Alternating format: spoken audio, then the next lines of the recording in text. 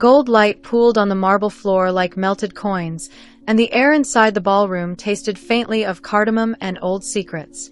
A string quartet sang something delicate over the whisper of silk and the low murmur of people who never had to ask for anything twice. From my corner behind the velvet curtain, I watched the crowd sway in tiny tides, diamonds catching the chandeliers and throwing constellations across the ceiling. If you squinted, the room looked like a night sky turned inside out. I was not supposed to be here. A woman with a clipboard and a smile that did not use her eyes had pressed me into a narrow hall 20 minutes earlier, smoothed my hair, assessed my dress like a tailor assessing fabric, and said, "You understand the rules, yes?" I nodded because nodding costs nothing. She told me it was all legal, a charity lot with contracts and clauses and a very clear timeline. 1 year. 1 patron. No surprises. She did not ask for the story that brought me to this hallway. No one here wanted the story. They wanted the sparkle of the ending without the mess of the beginning. The curtain lifted on a polished voice. Lot 23. A unique experience package. Companionship, travel, a year of patronage. The host smiled at the room. Proceeds benefit our education fund. Generous hearts. Generous hands. I stepped forward because the stage manager's fingers pressed lightly at my elbow, and because fear in a room like this looks like bad posture. The light found me, a single bright coin, and I walked into it as if I owned it. My dress was simple, the color of late dusk. My shoes were borrowed. My heart did not belong to anyone here. I kept my chin lifted and my eyes steady. I had practiced that look in mirrors and windows for years, the one that says I am unbreakable even when I am not. The host's voice floated like silk. Shall we begin at 50? Hands rose as easily as breath. Numbers leaped, smooth and precise. 70, 80, 90. A ripple of laughter when someone said 100 like it was a joke, and then did not laugh again when another hand answered 110. The quartet changed songs, a brighter thread through the hum, and I thought about the last time I had heard music this beautiful for free. In the second row, near the center, someone did not move.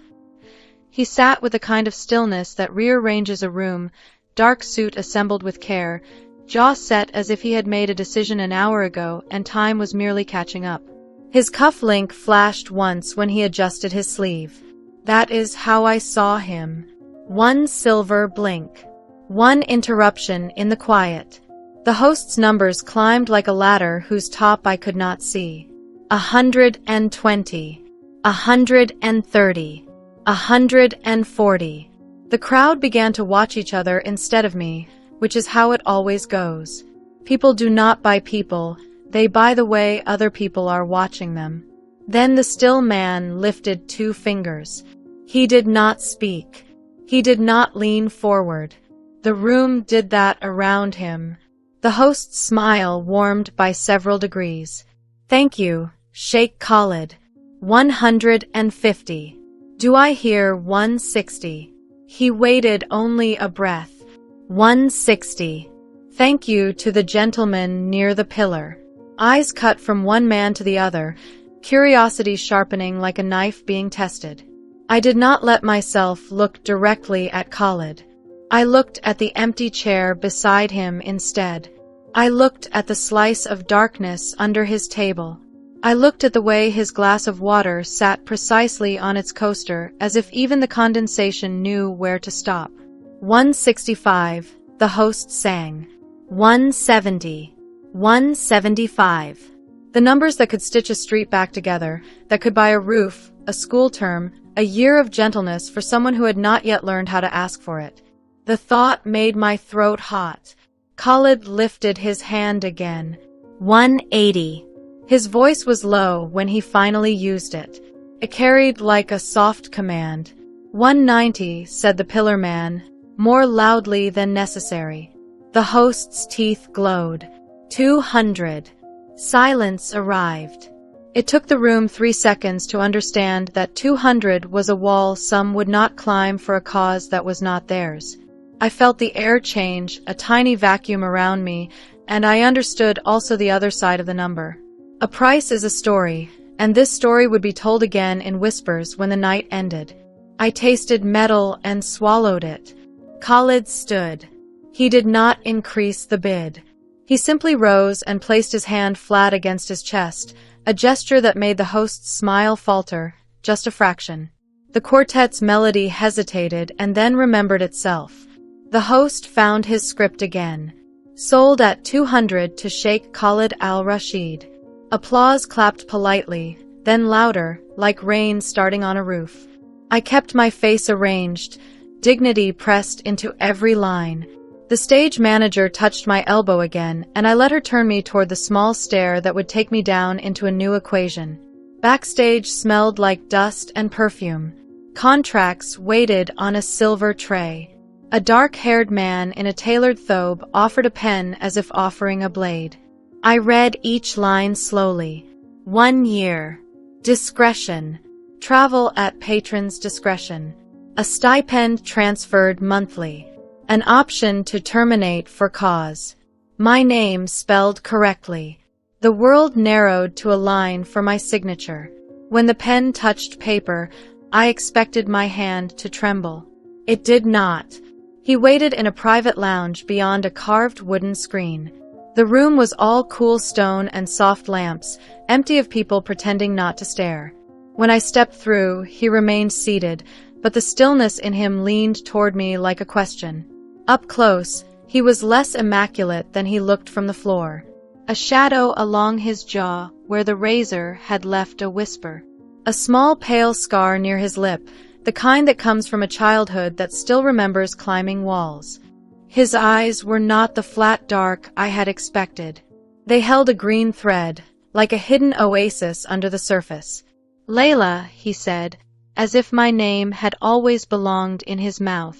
"Sheik," I said, because the room had ears, even if I could not see them. "Khalid will do," he answered. His voice was a quiet stone dropped into a deep well. We looked at each other like two people measuring distances with a string only they could see. He broke it first. "I do not like auctions," he said. "Neither do I." He considered this, then nodded once, as if we had agreed on a small country. "I will send my driver in the morning. We will review the terms at breakfast. You will have your own room, your own lock. Anything you need, you will ask. Rules laid gently still bruise." I kept my chin up. "Thank you." He stood then, and the space shifted with him. For a heartbeat, something unfamiliar moved across his face, the tiniest recoil, as if the light had changed and he was not ready for the new angle. It felt like walking into a room and smelling a perfume from another life. He took one step closer, not enough to trap me, enough to see me properly. His eyes traced the lines of my face with a care that made me wish for a different kind of courage. "You do not remember me," he said softly.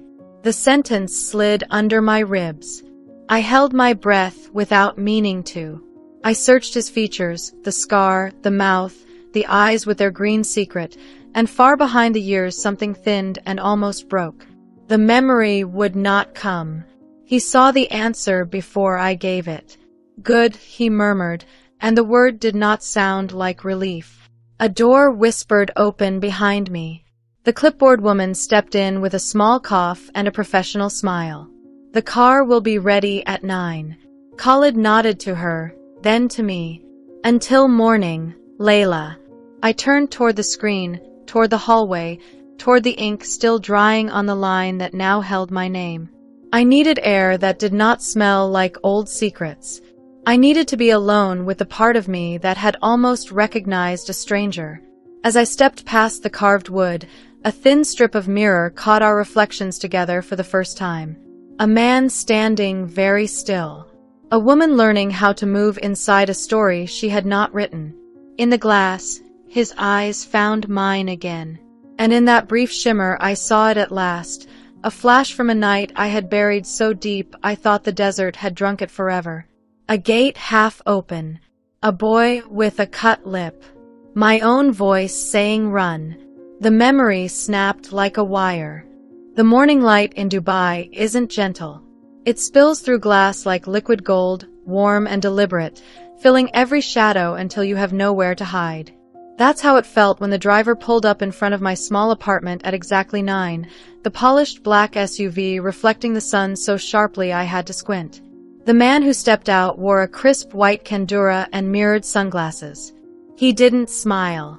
"Miss Layla," he said, holding the door open like it was a command instead of a courtesy. The air inside the car was cool and smelled faintly of oud.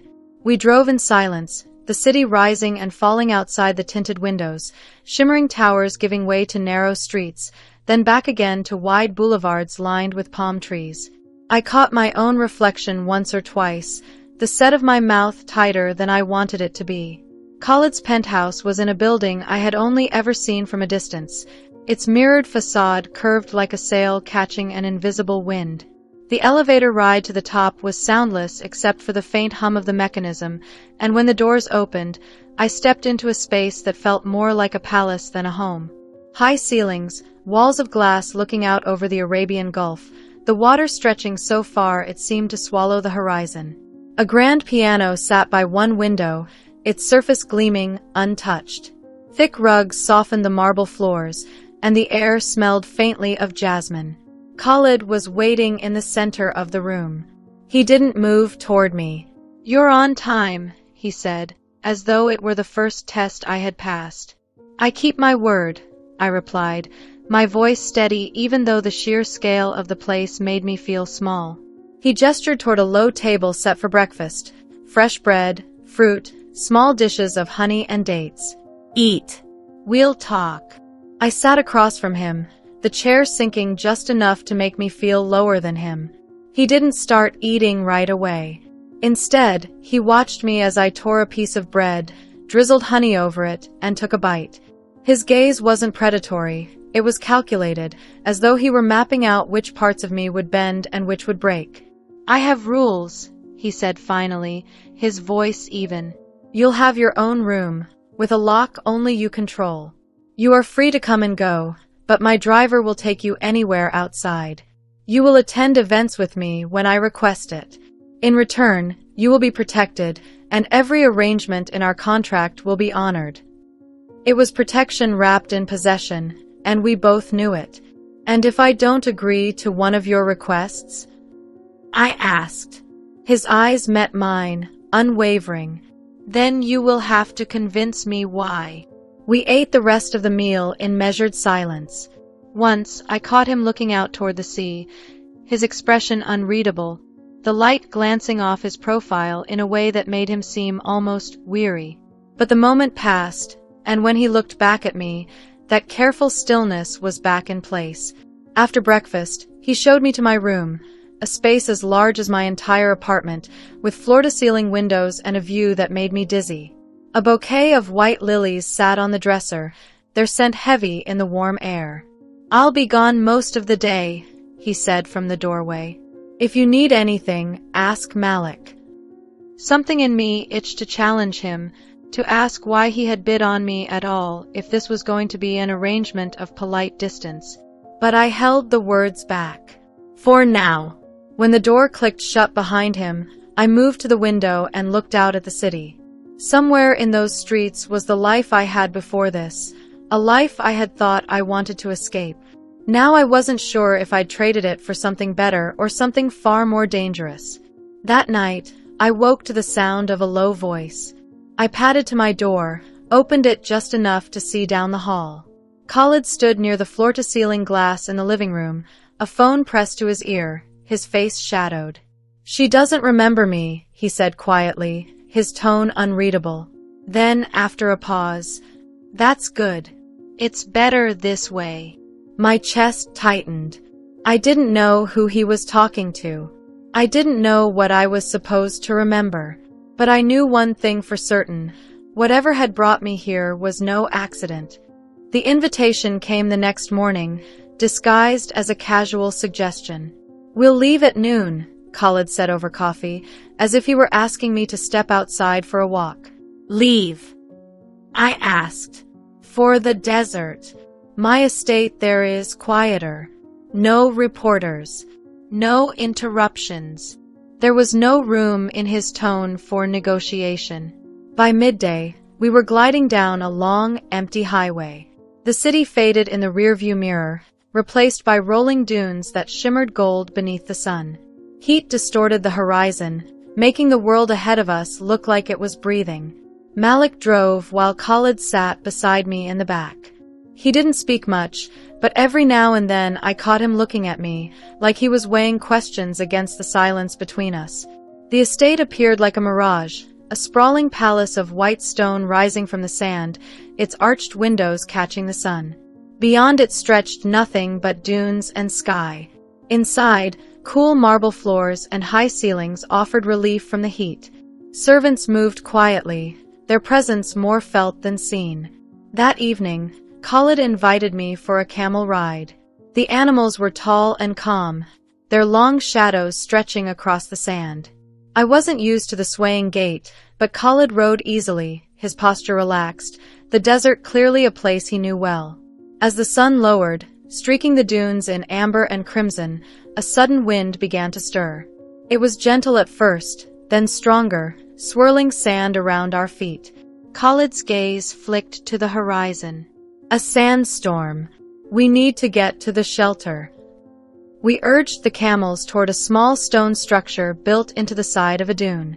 Inside, the air was dry and still.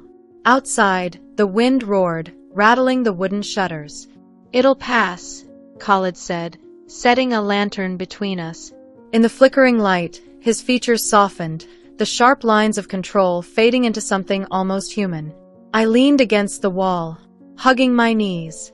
"You seem different here." He looked at me for a long moment.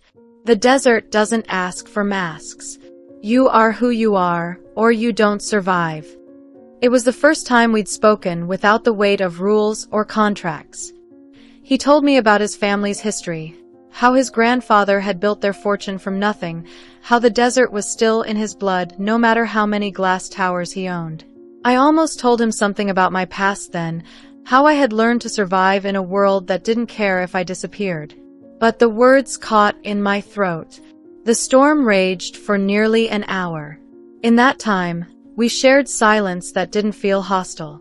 There was even a moment when his hand brushed mine as he passed me a flask of water. My pulse skipped, but I didn't move away. When the wind finally died and we stepped outside, the dunes were reshaped, the horizon new. A servant met us halfway back to the estate, leading the camels. He nodded respectfully to Khalid, then turned to me with a smile that didn't quite reach his eyes. "Welcome back, Amira," he said in accented Arabic. The name struck like a stone in my chest. I froze, but Khalid caught the flicker in my expression instantly. "Repeat what you just said," Khalid told him, his voice low. The servant hesitated, then bowed slightly. "I'm sorry, sir. I thought..." But Khalid's eyes were already on me, sharp and searching, the soft desert light between us gone in an instant. The ride back to the estate was silent. Khalid's jaw was set, his gaze fixed on the shifting dunes as if he could read my secrets in the sand. I kept my eyes ahead, forcing my hands to stay loose in my lap, even though my pulse was pounding. The moment we reached the courtyard, he dismissed the servants and turned to me. "Who is Amira?" I didn't flinch. "I don't know." His eyes narrowed just slightly. People don't greet strangers with familiarity unless there's a reason. "Maybe he mistook me for someone else," I said, trying to sound casual. "It happens." He didn't argue, but his silence pressed harder than words. That evening, we dined in one of the smaller courtyards, a low fountain murmuring between us. The desert air was cool, scented with jasmine. Khalid poured tea with the same precision he seemed to apply to everything in his life. Halfway through the meal, the sound of heels clicking on stone broke the quiet. A tall woman swept into the courtyard, her black abaya embroidered with gold, her hair glossy under the soft light. Her beauty was the kind that came from knowing she could command any room she entered. "Khalid," she said warmly, though her eyes didn't leave mine. You didn't tell me you had company. Vanessa, Khalid replied, rising to greet her. I wasn't expecting you. Vanessa turned her attention fully on me, her smile as polished as a blade. And you must be the companion I've been hearing whispers about. She took her seat without waiting to be invited, setting her jeweled clutch on the table. You're even prettier than they said. But then again, looks can be deceiving, can't they? I felt the sting beneath the sweetness in her tone. I suppose they can. She leaned forward slightly, her gaze never wavering. Funny thing, you look so much like someone I once knew. A girl named Amira. She was trouble from the start. I thought she'd vanished for good, but she let the implication hang in the air like smoke. Khalid's eyes were on me now, unreadable. What are you saying, Vanessa? Vanessa smiled faintly, stirring her tea. Only that you should be careful. People aren't always who they pretend to be. The conversation drifted after that, though the air between us was heavy with what hadn't been said. Khalid spoke little, his gaze distant. Later, as I walked back to my room, I caught the sound of their voices down one of the stone corridors. She's not Amira, Khalid said firmly. You sound so sure, Vanessa replied. But if you're wrong, you'll regret it. I slipped away before I could hear more. Inside my room, I shut the door and leaned against it, my breath coming fast. The name was following me now, whispering in the corners. And Khalid's eyes, they were no longer just curious. They were searching. For the next 2 days, Khalid kept his distance. We shared meals, but they were brief and polite, the silences stretching longer than the conversation. I could feel him watching me when he thought I wasn't looking, like he was assembling pieces of a puzzle he wasn't ready to show me. The estate was vast, and most of the rooms were off-limits. At least, that was the unspoken rule. Still, I wandered when Khalid was away, memorizing the patterns of the corridors, the way certain doors stayed locked, the guards' rotations. One door in particular drew my attention. It was down a quiet hall near his private quarters, dark wood, a brass handle, and a faint scent of cedar seeping from the crack beneath it. I'd passed it a dozen times, but that morning, I noticed something different. The lock was unlatched. I hesitated only a moment before slipping inside. The room was dim, the air cool. Bookshelves lined the walls, and a large mahogany desk sat under the window. Papers were neatly stacked, a crystal pen holder catching the light.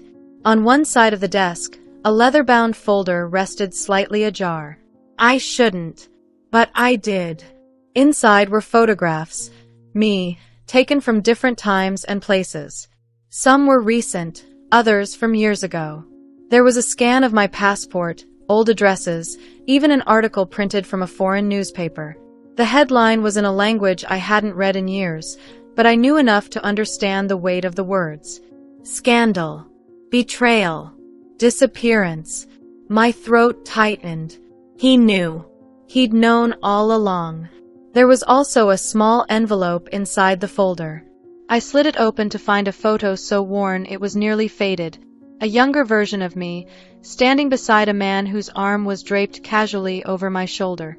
I could almost hear the echo of his voice in my head. Footsteps sounded in the hallway. I shoved the folder closed and slid it back into place, my pulse hammering. I had just turned toward the door when it opened. Khalid stood there, framed by the light from the corridor. His gaze swept the room, landing on me. He didn't raise his voice, but the air between us tightened. I see you found my study. I straightened my shoulders.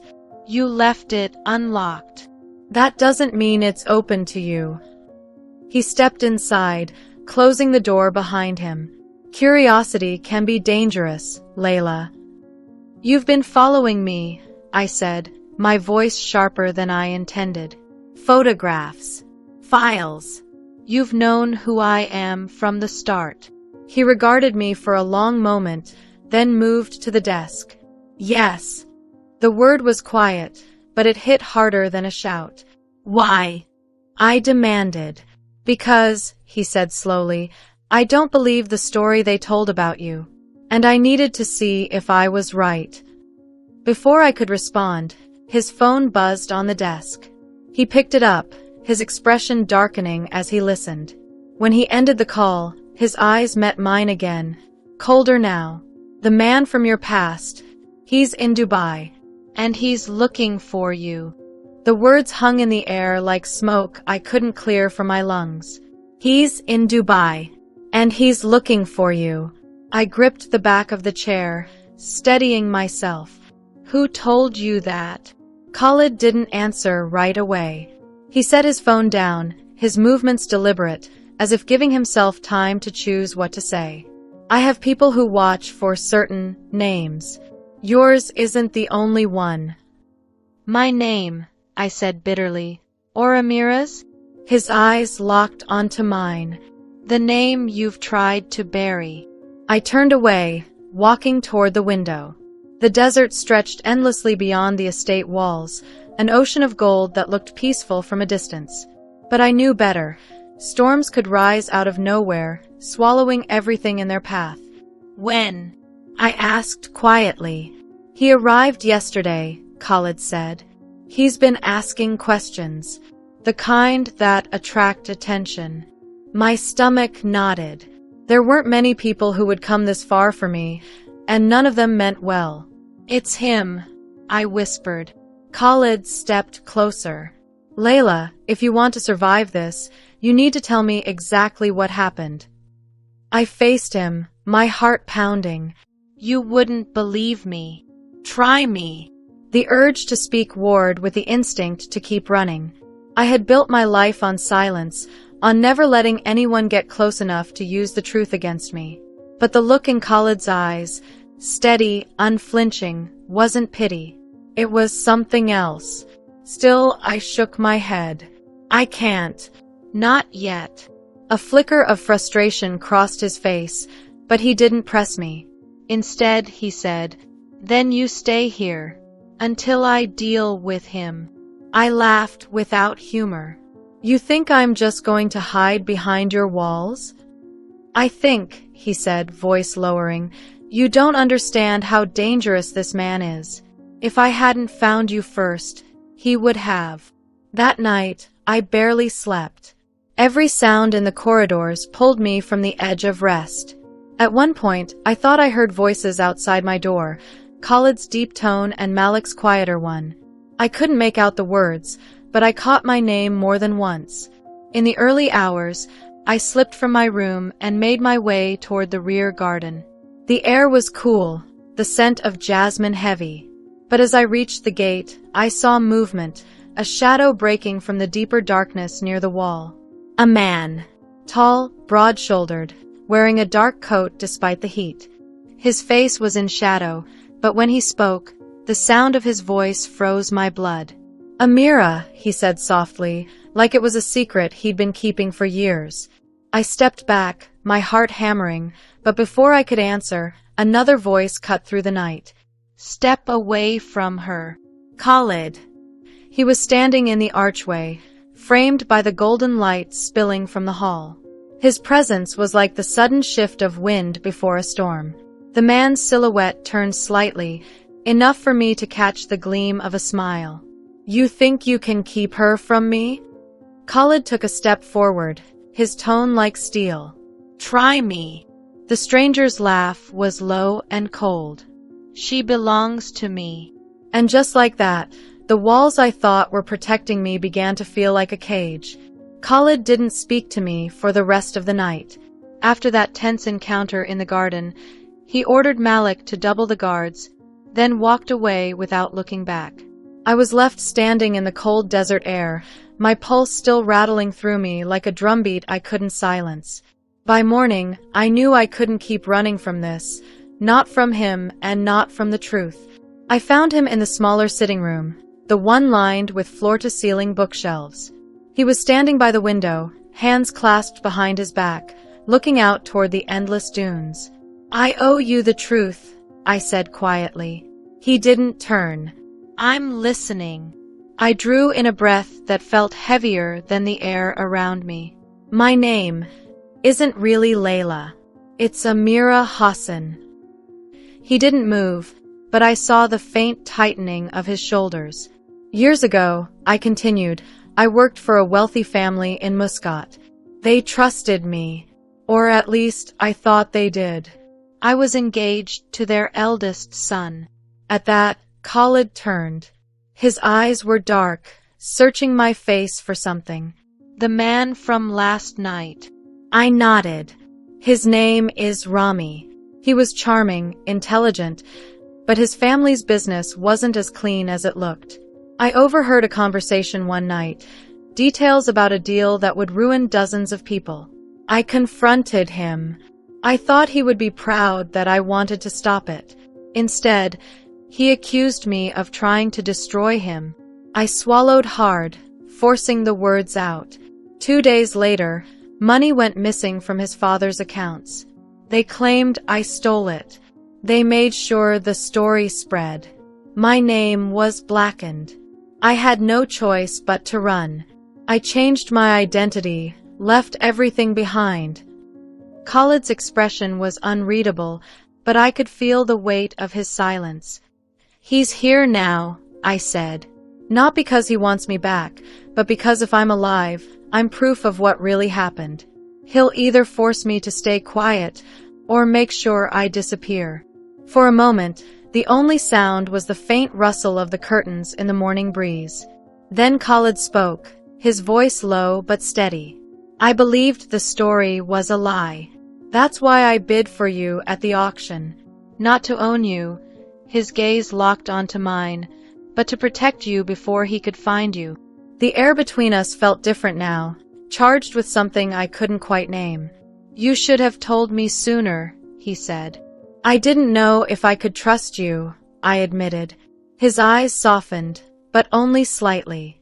You can. But you must trust me enough to let me handle Rami. I hesitated. And if I don't? Khalid stepped closer, his voice dropping to something dangerous. Then you'll be walking into his hands alone. And you know what that means. Before I could answer, Malik appeared in the doorway, his expression grim. He's requested a meeting, Malik said. Rami. Tonight. Khalid didn't look away from me. Then tonight, this ends. The sun was sinking low when Malik came to my room with a black abaya draped over his arm. You'll need this, he said. I hesitated. Khalid's making me go? He shook his head.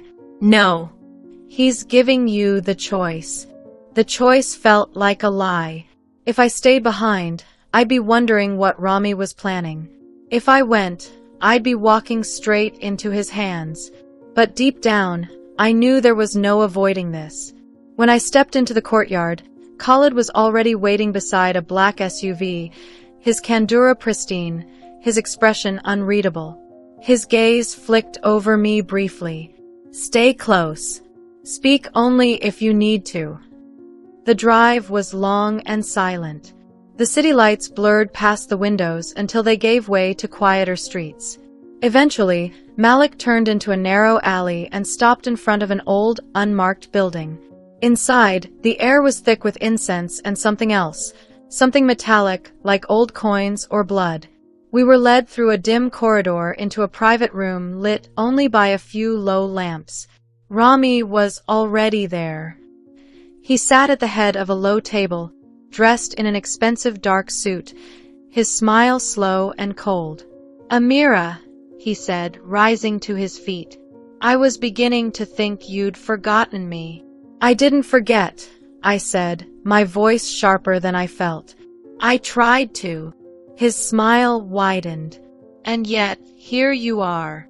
Khalid stepped forward, placing himself just slightly between us. State your business. Rami's eyes flicked to him with disdain before returning to me. You took something that wasn't yours. I've come to collect. I stiffened. I didn't take anything. Money. He shrugged. Maybe. My pride. Definitely. His gaze darkened. You humiliated me, Amira. I can forgive theft, but I don't forgive betrayal. Khalid's voice cut through the tension. She owes you nothing. Rami's laugh was low. We'll see if you feel the same once you know everything about her. He snapped his fingers, and a man in the corner stepped forward, holding a slim leather folder. When he opened it, I saw photographs, me, but not the ones Khalid had in his study. These were from the months before I ran. One showed me standing outside a bank. Another, slipping an envelope into my bag. They're fake, I said immediately, my stomach twisting. Are they? Rami's tone was mocking.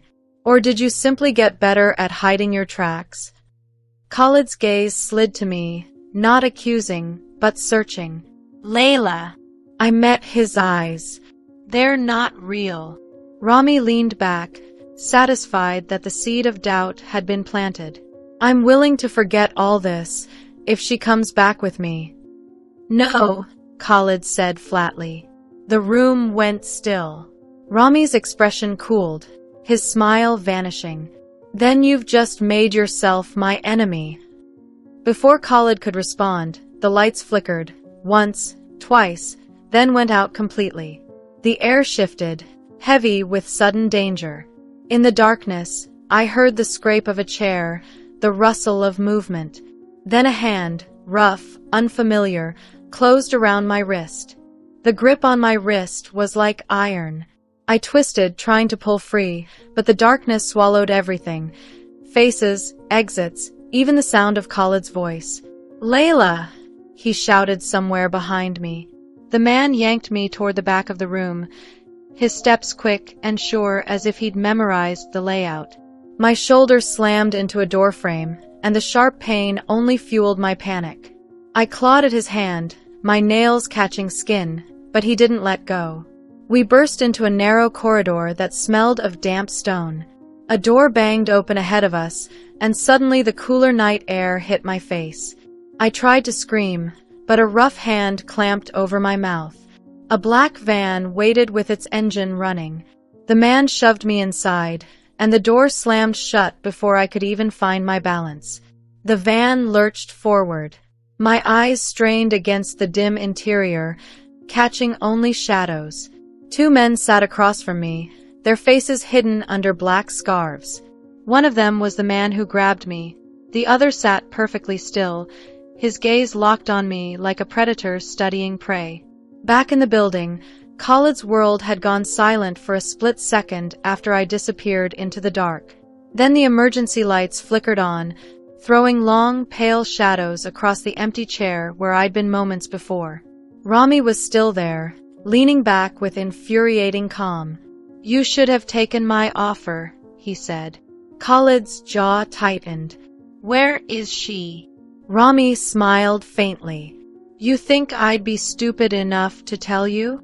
Khalid stepped forward, his voice dropping to something that felt like a threat. If you hurt her, there will be nowhere in this city you can hide from me. But Rami only chuckled. That's the thing, Khalid. It's not about hurting her. It's about reminding her who she belongs to. By the time Khalid stormed outside, the van was gone, swallowed by the maze of side streets. In the back of that van, I fought to keep my breathing steady, my mind racing through every escape I'd ever planned. I knew one thing: if I let fear take over, Rami would win before we even arrived wherever he was taking me. The van slowed, then stopped. The back doors opened, revealing a private courtyard lit by harsh floodlights. I recognized the place instantly. Rami's old family villa. They dragged me inside, past rooms I'd once known well, rooms that now felt like the set of a nightmare. Rami was waiting in the main hall, hands clasped behind his back, his expression almost tender. Welcome home, Amira. I glared at him. This isn't my home. It will be, he said softly. Once you remember why you loved me. I felt my stomach twist, because it wasn't love I remembered. It was the moment I realized I would have to run for my life. Back in the city, Khalid was already on the phone, his voice a low, lethal growl. Track the van. I don't care what it takes. Find her. And for the first time, I wondered what Khalid would do once he did find me, because this was no longer just about protection. It felt like a war. The hours in Rami's villa stretched like years. He'd had me moved to a room on the second floor, a gilded prison with tall windows that looked out over the courtyard. 2 guards stood outside my door at all times, their hands never far from their weapons. Rami visited just after midnight. He came in quietly, carrying 2 glasses of wine. Setting them on the table, he sat across from me, studying me the way a jeweler studies a flawed diamond. You've changed, he said softly. People do, I replied. But not who they are, he murmured almost to himself. You ran from me because you thought I'd destroy you. But look at you now, still hiding behind powerful men, still pretending you're not mine. I was never yours, I said. My voice didn't shake. For a moment, his expression cooled. Then he smiled, slow and deliberate. We'll see. He stood to leave, but before the door closed, I caught something in his tone, an undercurrent of impatience. That's when it hit me. He wasn't holding me for leverage over Khalid. He wanted something else. Something he thought only I could give. I didn't have time to figure out what, because the sound of engines roared through the night. Headlights cut across the courtyard. Shouts erupted below. The guards outside my door moved, distracted by the noise. And then, gunfire. The door burst open, and Khalid was there, framed in the shadows, his kandura dusted from the night air, his eyes burning with something dangerous. Come with me. I didn't hesitate. We moved fast, down the hall and toward the rear exit. Malik was waiting there with 2 other men, their weapons drawn. The chaos in the courtyard grew louder, shouts in Arabic, the pounding of boots on stone. But just as we reached the archway leading out, Rami appeared. He was unarmed, but his expression was lethal. You can't take her, he said. She was never yours, Khalid replied, his voice like steel. Rami's gaze flicked to me, and for a moment, I saw the boy I'd once trusted, the one who had smiled at me under the lantern light years ago. But then it was gone, replaced by the man who had destroyed my life. Amira, he said, his voice soft, almost pleading. If you leave with him, you'll regret it. I took a breath that felt like it might split me in 2. The only thing I regret is ever meeting you. Khalid's hand tightened on mine, and we stepped past him. Outside, Malik's team covered our retreat. The moment we were in the SUV, Khalid gave the order. Go. The villa disappeared behind us, swallowed by the night. My pulse was still racing, my body trembling from adrenaline, but I didn't let go of Khalid's hand. He glanced at me once, his voice low. You're safe now. I met his eyes. For how long? His jaw tightened. As long as I'm breathing. The city lights grew brighter ahead of us, and for the first time in years, I felt something that wasn't fear. It was the dangerous, unsteady beginning of trust. Days passed before the weight of what happened began to settle. The estate was quieter now. Khalid kept more guards on the grounds, though he never said Rami's name again. Malik shadowed me everywhere, his quiet presence a constant reminder that danger still lingered just beyond the walls. One evening, I found Khalid alone in the courtyard, the fountain murmuring softly behind him. He was staring out toward the horizon, where the desert met the fading light. Thinking about him? I asked. His eyes shifted to me, calm but unreadable. Thinking about how this will not be the last time someone tries to take you. I moved closer, the jasmine-scented air curling between us. You can't protect me forever. I can try, he said simply. And I will. For a long moment, neither of us spoke. The sound of the wind through the palm trees felt like an old language, one I was only beginning to understand. You know, I said quietly, In my country, they say the sand keeps secrets, that it covers the past so the future can grow. Khalid's gaze held mine. And do you believe that? I thought of Rami's voice in the dark, of the lies that had chased me across continents. I thought of the files in Khalid's study, of the way he had looked at me even before I told him my real name. No, I said finally. The sand never forgets. It just waits for the right wind to uncover what's buried. His lips curved slightly, but it wasn't quite a smile. Then let's make sure the wind stays on our side. And as the call to prayer drifted across the desert, I realized something I hadn't dared admit to myself until now. Khalid wasn't just the man who bought me at an auction. He was the man who had seen through my lies and chosen to keep me anyway. For better, for worse, and for whatever came next.